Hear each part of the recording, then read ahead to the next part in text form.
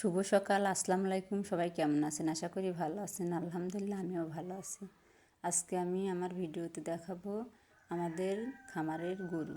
আমাদের খামারে মোট 3টে গরু আছে, 2টা ষাঁড় গরু আর একটা গাভী। এই যে আমাদের ষাঁড় দুটো লাল আর গাভীটা হচ্ছে সাদা কালো। গাভীটা অনেক উঁচু, ওর বয়স কম, এবারই প্রথম বাচ্চা দিবে, তাই আমরা গাভীটার খুব যত্ন নেই।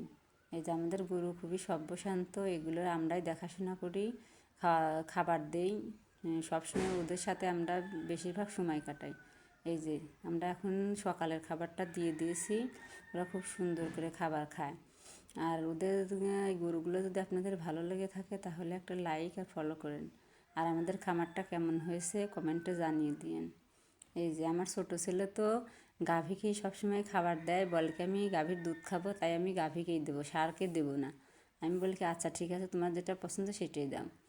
এই দেখেন খাবার দিয়ে দেওয়া হয়েছে, ওরা খুব সুন্দর করে খাবার খাবে এখন। ছাল ভুসি খাওয়ার পরে তারপরে এখন ওদের ঘাস দিতে হবে। আজকের মতো বিদায়, আল্লাহ হাফেজ।